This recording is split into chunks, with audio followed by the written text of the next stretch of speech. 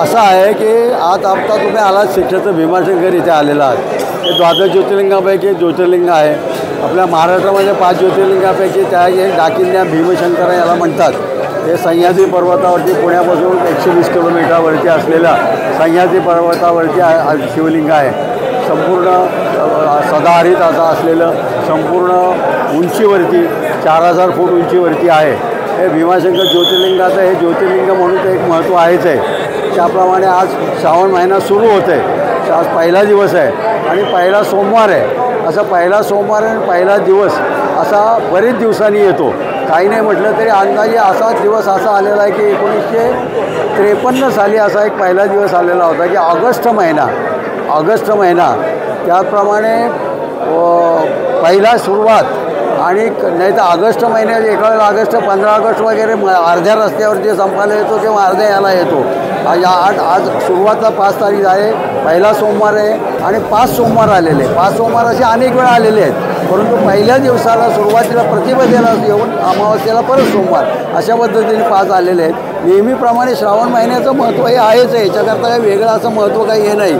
परंतु काही काळानंतर असे वेगवेगळे दिवस येतात. काही अनिष्ट दिवस असतात, काही चांगले दिवस असतात. त्याप्रमाणे 5 सोमवार आल्यानंतर त्या श्रावण महिन्याला जास्तीत जास्त महत्त्व मोठं आहे.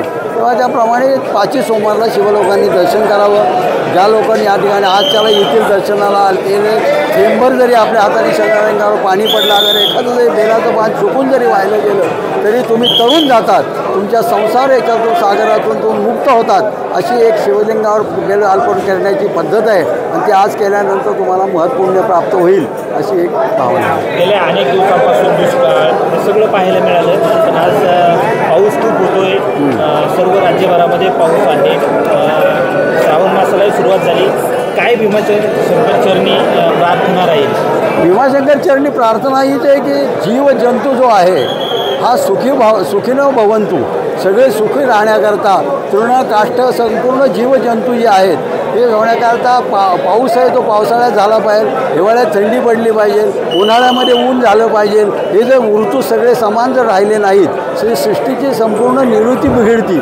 आपला जर पाऊस पडला नाही तर तृण येणार नाही, काष्ट येणार नाही, अन्नधान्य होणार नाही, जीवजंतू जगणार नाहीत. तेव्हा पाऊस हा व्हायलाच पाहिजे. काही जरी जास्ती झाला तरी ती भगवंताची इच्छा आहे. भगवंत ज्याप्रमाणे तारतो त्याप्रमाणे मारतो. दोन्ही प्रकार त्याच्या ते करता हरता निर्विघ्न करता तोच आहे, त्याच्या हातात आहे. जरी पाऊस जास्ती झाला असेल तरी तो सांभाळून घेईल. सगळ्यांना सृष्टीला सुखसंपन्नाने संपन्न करील.